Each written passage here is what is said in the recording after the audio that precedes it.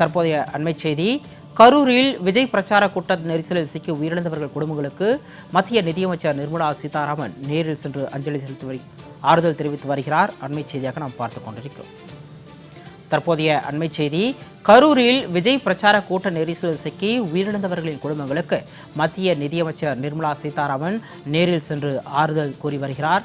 நேரலை காட்சிகளை நாம் பார்த்துக் கொண்டிருக்கிறோம். நிறைய பேர் இருந்தாங்க. கடைசியா என்னை தூக்கி கொண்டு போனா கெஞ்சினேன், என் பையனை இந்த மாதிரி ஹாஸ்பிட்டல்ல சேர்த்துட்டாங்கன்னா நான் போய் பார்க்கணும்னு ஒரு அண்ணன் காலெல்லாம் பிடிச்சி கெஞ்சி அந்த அன்னைக்கு தூக்கி கொண்டு போய் நான் ஆம்புலன்ஸ்ல வச்சாங்க.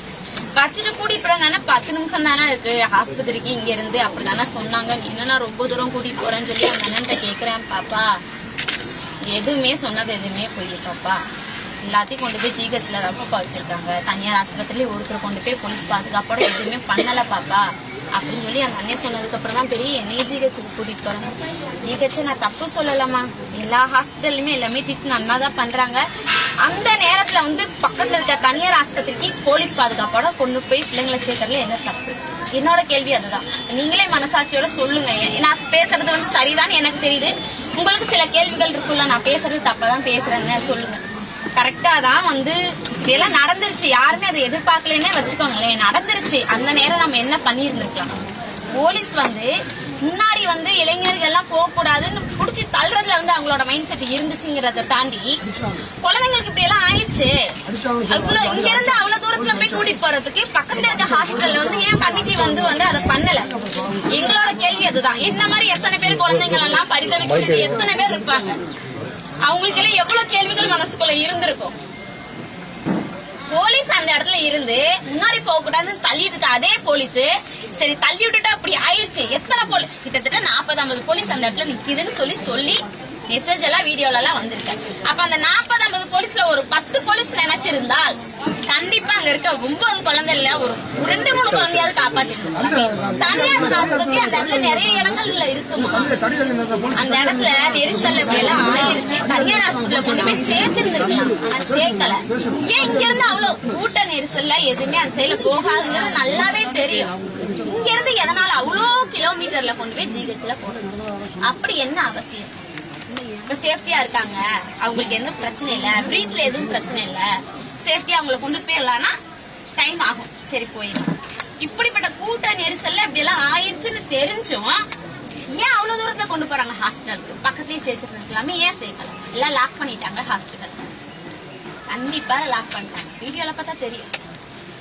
தனியார் ஆஸ்பத்திரியா உள்ள லாக் பண்ணாங்களா, வெளியே உள்ள லாக் பண்ணிட்டாங்க. குழந்தைங்கம்மா, எல்லாமே குழந்தைங்கம்மா. பெரியவங்க தான் அவங்க எத்தனையோ பேர்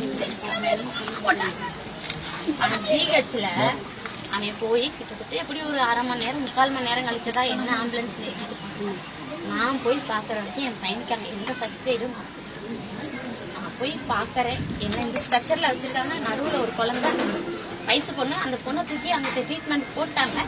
என் பையன் இந்த செவுத்தோரம் படுத்திருக்கான். ஒரு அண்ணா சொல்லிடும் பையன் அங்க இருக்கான், வெறுங்காய சட்டை போட்டுருந்தானா இப்பதானே தெரியும் என் பையன் ஜிஹெச்ல வந்திருக்கானே பண்ணானா சொல்லிதானே தெரியும்னு சொல்றேன். பாருமா நான் தான் உன் பையனை தூக்கிட்டு போட்டேன், படுத்துட்டான் பாருன்னு சொல்றாரு. அந்த பின்பற்றாம படுத்திருக்கான். பக்கத்துல யாருமே இல்ல, ஒரு நர்ஸ்ல, ஒரு பாடு பையில, ஒரு டாக்டர் இல்ல, போலீஸ் கூட அந்த இடத்துல இல்ல. ஆனா அதே என் பையன் படுத்து கிடந்திருக்கான். என்னால காலையில வரல, கீழே விழுந்து என் பையனை தூக்கி கொஞ்சம் வாயோட வாய் வச்சு ஊதுற அதுல நாடி திருப்பி இருந்துச்சு என் பையனுக்கு. அதுக்கப்புறம் 2-3 பேர் ஸ்ட்ரக்சர்ல வந்ததுக்கு அப்புறம் போலீஸ்காரங்க டாக்டர் எல்லாம் வந்தாங்க.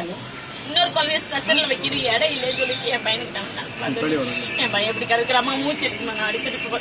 டாக்டருக்கு மட்டும்தான் இந்த நாடி திருப்பி தொட்டு பார்த்தா உசுறு இருக்குங்க. எல்லாத்துக்குமே நார்மலா இருக்க எல்லா மெம்பர்ஸுக்குமே தெரியும்.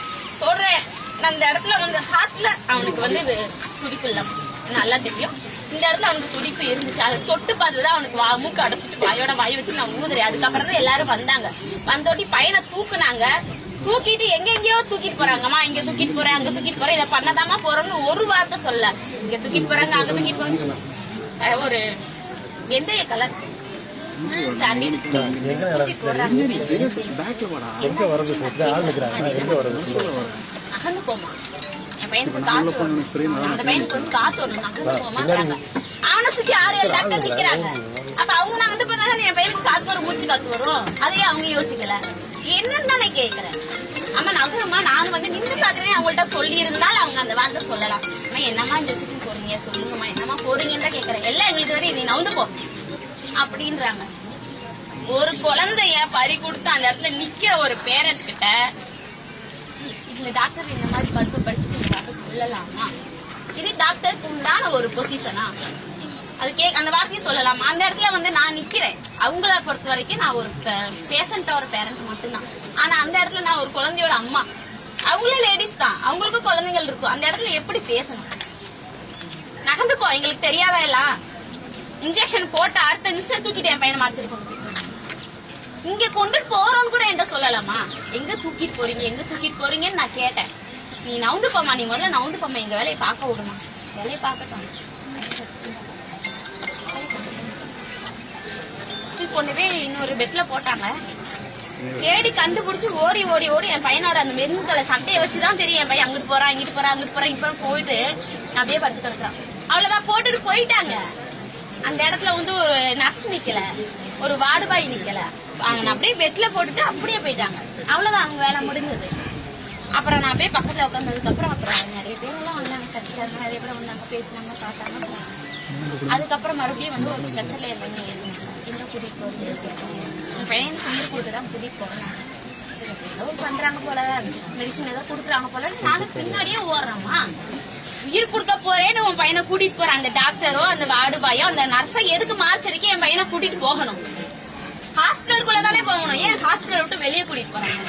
அப்படின்னு கத்தி கத்தி கத்தி கத்தி கேக்குறேன். நீ வாய மூடு, நீ வாய மூடு, கத்தாதன்றாங்க.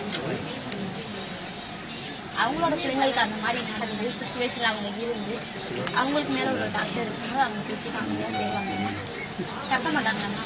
ஒரு பெத்த வயிற்றுக்கு அந்த வயிற்றுச்சல் இருக்காதம்மா, கேட்க கூட கூடாதா? எங்களுக்கு அந்த பேச்சு உரிமை கூட இல்லையா அந்த இடத்துல? வீடியோல என்னென்னமோ போட்டுட்டு இருக்காங்கம்மா. இந்த பிள்ளை நடிக்குது, 50 ரூபாய்க்கு நடிக்க சொன்னா 500 ரூபாய்க்கு நடிக்குது. இந்த மாதிரி குழந்தைங்கள பறி கொடுத்தவங்களுக்கு தான் அந்த வேதனை என்னன்னு தெரியும். சும்மா பேசுறவங்களுக்கு தான் அது தெரியாது. மொபைல்ல அந்த கமெண்ட் போட்டவங்களுக்கு நான் சொல்றேன், மொபைல் அந்த வீடியோ போட்டீங்களா அவங்களுக்கு நான் சொல்றேன். 50 ரூபாய் கொடுத்து நான் நடிக்கல, 500 ரூபாயும் கொடுத்து நடிக்கல. நீங்க எவ்வளவு காசு வாங்கிட்டு இந்த வார்த்தையை பேசுனீங்க சொல்லுங்க. இப்போ நீங்க கேட்ட பதிலுக்கு நான் சொல்லிட்டேன், கேட்ட கேள்விக்கு நான் பதில் சொல்லிட்டேன். நீங்க எவ்வளவு காசு வாங்கிட்டு இந்த வார்த்தைய, இந்த நியூஸ, இந்த எடிட்டிங்க நீங்க போட்டீங்க? எப்போ எந்த இடத்துல நான் மயக்கம் போட்டு விழுந்தேன், எப்ப என்ன டைமிங்ல என் வீட்டுக்காரர் என்ன தூக்கிட்டு போனாரு, எப்ப நான் என் பையனை கட்டி பிடிச்சிட்டு அழுதேன், எப்ப நான் செத்து போன மாதிரி இருந்தேங்கிற அந்த டைம் கணக்கு உங்களுக்கு தெரியுமா? வீடியோ போட்டு எடுத்துட்டீங்களா, உங்களுக்கு தெரியுமா? அப்படி டைம் கணக்கு இருக்கு, இந்த பிள்ளை ஏமாத்துது அப்படின்னா அந்த டைம் கணக்கு சேர்த்து போட்டு விடுங்க. அப்ப தெரியும்ல நீங்க பேசுறது சரியா இல்ல நான் பேசுறது பொய்யான்னு அப்ப தெரியும்ல. தயவு செஞ்சு சொல்றேன், உங்க வீட்டுல இந்த மாதிரி நடக்கல அப்படிங்கறதுக்காக அனாவசியமா பறி கொடுத்து நிக்கிறவங்களோட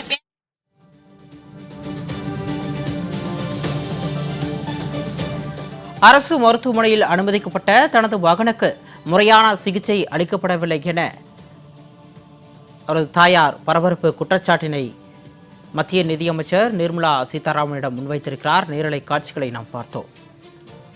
அரசு மருத்துவமனையில் அனுமதிக்கப்பட்ட தனது மகனுக்கு முறையாக சிகிச்சை அளிக்கப்படவில்லை என அவரது தாயார் பல்வேறு குற்றச்சாட்டுகளை முன்வைத்திருக்கிறார். கரூர் அரசு மருத்துவமனையில் அனுமதிக்கப்பட்ட தனது மகனுக்கு முறையான சிகிச்சை வழங்கவில்லை என தாயார் குற்றச்சாட்டினை முன்வைத்திருக்கிறார். கூடுதல் விவரங்களோடு செய்தியாளர் கோவிந்தராஜ் இணைப்பில் இருக்கிறார். விவரங்களை கேட்டு பெறலாம். வணக்கம் கோவிந்தராஜ். இந்த தாவக பிரச்சார கூட்டத்தில் ஏற்பட்ட கூட்ட நெரிசலில் சிக்கி 41 பேர் உயிரிழந்திருக்கக்கூடிய நிலையில் மத்திய நிதியமைச்சர் நிர்மலா சீதாராமன் தற்பொழுது பாதிக்கப்பட்டவர்களை நேரில் சந்தித்திருக்கிறார். அவரிடம் தங்களது குறைகளை கூறிய அந்த தாயார் தனது மகனுக்கு மருத்துவமனையில் முறையான சிகிச்சை வழங்கவில்லை என்பதை குறிப்பிட்டிருக்கார். அது மட்டுமல்லாமல் சம்பவ இடத்திலிருந்து அருகில் இருக்கக்கூடிய மருத்துவமனைகளுக்கு அழைத்து செல்லாமல் நீண்ட தொலைவில் இருக்கக்கூடிய அரசு மருத்துவமனைக்கு எடுத்துச் சென்றதாகவும் அங்கு முறையான ஒரு சிகிச்சை வழங்கவில்லை எனவும் ஒரு குற்றம் சாட்டி இருக்கிறார். சிகாமணி, நம்ம முன்பே பார்த்துருக்குறோம். அந்த வேலுசாமிபுரம் பகுதியில் வந்து 41 உயிர் பலி கொண்ட இடத்தை வந்து அந்த சம்பவ இடத்திற்கு வந்து மத்திய அமைச்சர் நிர்மலா சீதாராமன், அதே போல மத்திய இணை அமைச்சர் எல் முருகன் ஆகியோர் சம்பவ இடத்தில் வந்து ஆய்வு மேற்கொண்டார். அதனை தொடர்ந்து பார்த்தோம்னா தற்போது கரூர் அரசு மருத்துவமனை மருத்துவக் கல்லூரி சிகிச்சை பெற்ற ஒரு நபர்களிடம் வந்து நலம் விசாரித்து விட்டு தற்போது வந்து கரூர் கருப்பாயிபாளையம், கருப்பாயிபுரம் பகுதியில் இருக்கிற ஒரு இறந்த 7 வயது ரித்திக், 7 வயது சிறுவன் வீட்டிற்கு சென்று தற்போது ஆறுதல் தெரிவிக்க வந்த நிலையில பார்த்தோம்னா அந்த சிறுவனின் தாய் சந்தரா பல்வேறு குற்றச்சாட்டுக்கள் வைக்கிறாங்க. அதாவது பார்த்தோம்னா அந்த சிறுவனை இருக்கட்டும், மற்ற நபர்கள் அங்கு கூட்ட நெரிசல் சிக்கியவர்கள் முறையாக அழைத்து வரப்படவில்லை.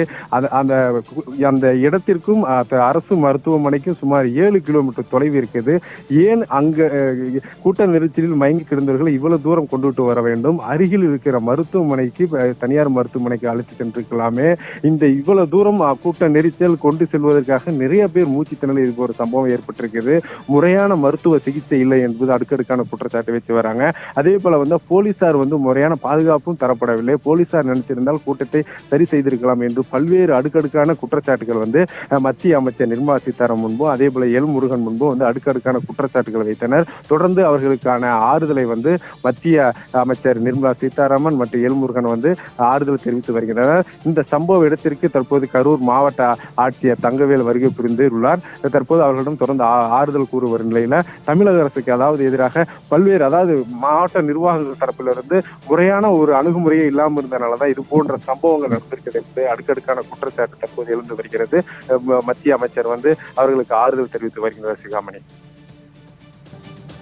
கூடுதல் விவரங்களுக்கு நன்றி கோவிந்தராஜ்.